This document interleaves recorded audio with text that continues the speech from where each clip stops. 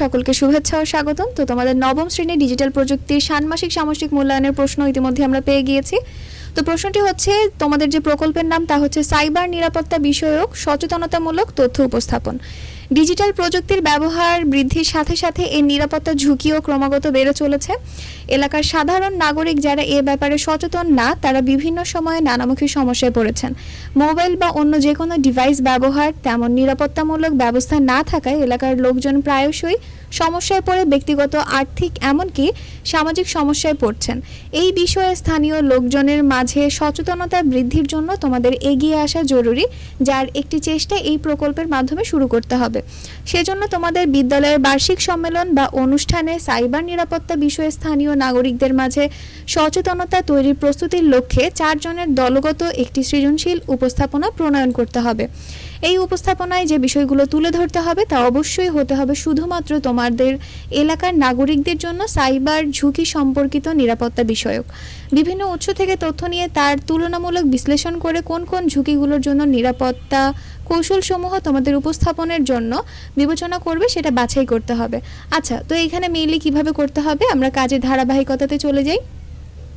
প্রথমে কাজ 1 হচ্ছে নিজ এলাকার নাগরিকদের জন্য সাইবার ঝুঁকি চিহ্নিত করার জন্য সম্ভাব্য সাইবার নিরাপত্তা ঝুঁকিগুলোর নাম ও কতজন কোন ঝুঁকির কথা উল্লেখ করেছে তার উপাত্ত অন্য দলের সদস্যদের নিকট হতে সংগ্রহ করো।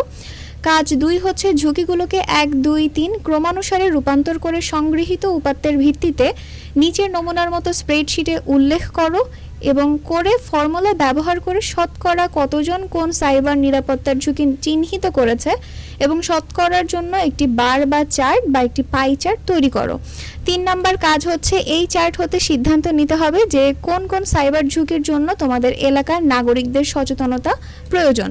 পরবর্তী কাজ 4 হচ্ছে সাইবার ঝুঁকিগুলোর জন্য কি কি সামাজিক প্রভাব পড়তে পারে সেগুলো দলের সদস্যদের মধ্যে আলোচনা করে চিহ্নিত করো। এরপর রয়েছে কাজ 5, প্রতিটি সাইবার ঝুঁকি হতে নিরাপদ থাকার সম্ভাব্য কৌশল কি কি হতে পারে সেগুলো নিজ দলে আলোচনা, অন্য দলের সদস্যদের সাক্ষাৎকার ও সুযোগ থাকলে ইন্টারনেট থেকে সংগ্রহ করে সেই তথ্যগুলো খাতার কাগজের নিচের ছকের মতো করে নিজ নিজ খাতায় লিখো। কাজ 6 হচ্ছে প্রতিটি ঝুঁকির জন্য একটি করে স্লাইড বা পোস্টার তৈরি করতে পারো। দলের প্রত্যেকে একটি করে ঝুঁকি বেছে নিতে হবে যেন ওই ঝুঁকির প্রভাবও